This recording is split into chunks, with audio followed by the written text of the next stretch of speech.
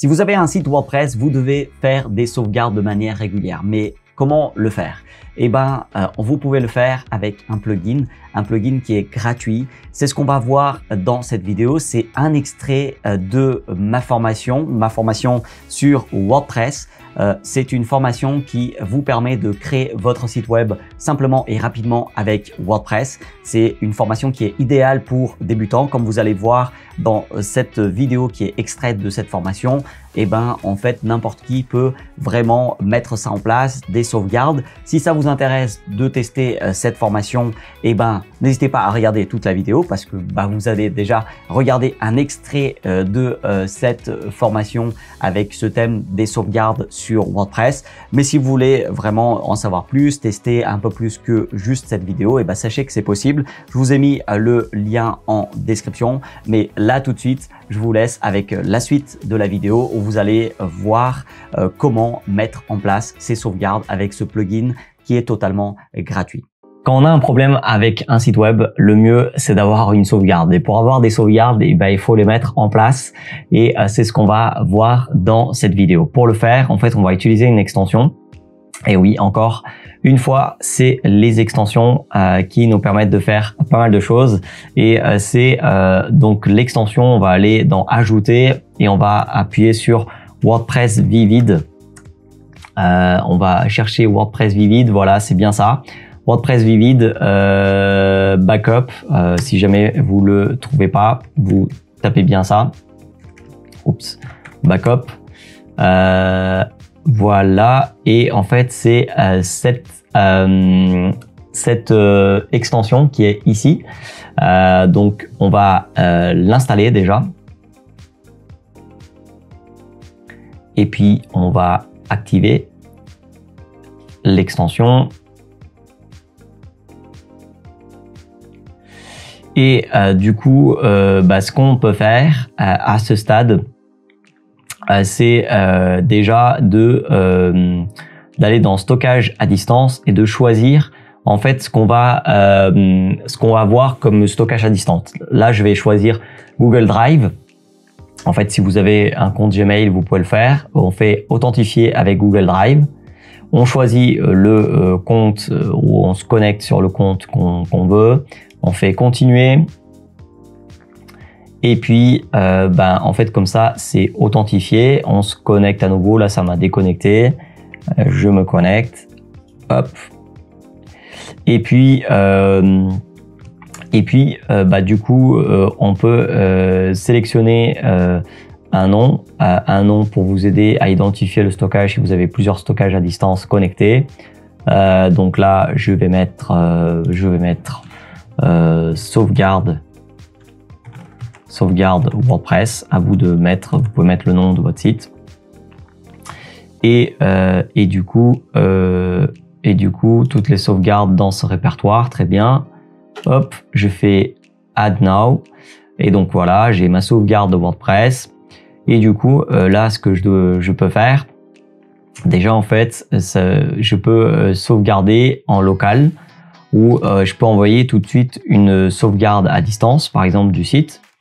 Donc ça, c'est très bien de faire des sauvegardes. Par exemple, si je fais des grosses mises à jour sur le site où je suis pas trop sûr de moi, et ben je fais des petites sauvegardes parce que ces sauvegardes, je pourrais toujours les avoir. Et en fait, ça me permettra.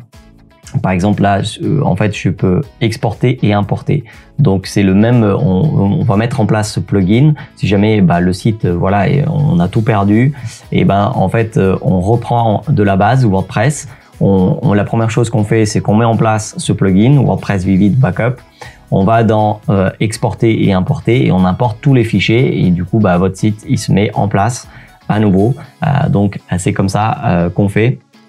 En fait, on téléverse ici les fichiers et c'est comme ça qu'on va pouvoir récupérer le fichier. Bon, c'est pas l'objet de cette vidéo, mais je dois au moins vous montrer comment faire des sauvegardes et les avoir sur sur un site, sur un local sûr pour vraiment pouvoir remettre votre site en place si jamais vous avez un gros problème.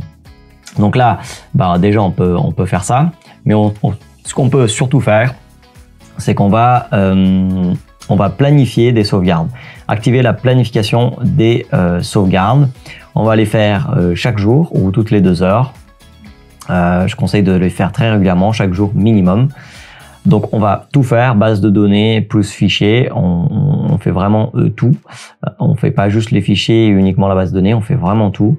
Et on dit que les sauvegardes sur localhost, non, on va les envoyer sur le stockage à distance qui est le Drive, et c'est ce qu'on a déjà mis en place en stockage à distance. Et là on fait enregistrer les modifications et comme ça on a des sauvegardes qui vont être planifiées toutes les 2 heures. Et donc ça c'est vraiment super intéressant, et on peut bien évidemment faire une sauvegarde vers le Drive tout de suite et en local si on veut. Donc là par exemple voilà, on sélectionne ça et c'est en train d'être fait, c'est en train d'être sauvegardé donc sur le Drive à distance. Donc là je vais juste me connecter ici pour voir si il y a déjà des choses qui sont en place, mais en tout cas ça va se mettre en place, c'est sûr, et c'est ça qui permet vraiment d'être sûr qu'on a des sauvegardes qui sont en place et qui se font régulièrement. Et donc là voilà, ça peut mettre un certain nombre de temps, mais en tout cas ce qu'il faut faire, c'est bien définir le stockage à distance, bien vous authentifier. Ensuite vous allez dans la planification, vous planifiez, activez la planification des sauvegardes. Vous dites quand vous voulez, toutes les 12 heures ou chaque jour minimum. Vous faites base de données et fichiers, vous envoyez les sauvegardes vers votre stockage à distance et vous enregistrez les modifications. Et comme ça, vous avez des sauvegardes qui sont faites régulièrement, et c'est vraiment super important d'avoir ces sauvegardes, à donner à un spécialiste qui va pouvoir vous mettre en place le site, ou pour que vous puissiez le faire par vous-même avec la même application, même extension, vous allez importer les fichiers et puis tout installer à nouveau. Donc voilà, je vais juste aller voir mon petit Drive, et donc vous voyez que j'ai les fichiers qui sont là ici, et j'ai normalement tout qui arrive ici, donc les fichiers qui sont bien là, qui sont en train d'arriver, et ces fichiers sont extrêmement importants à avoir si jamais on a un problème sur notre site.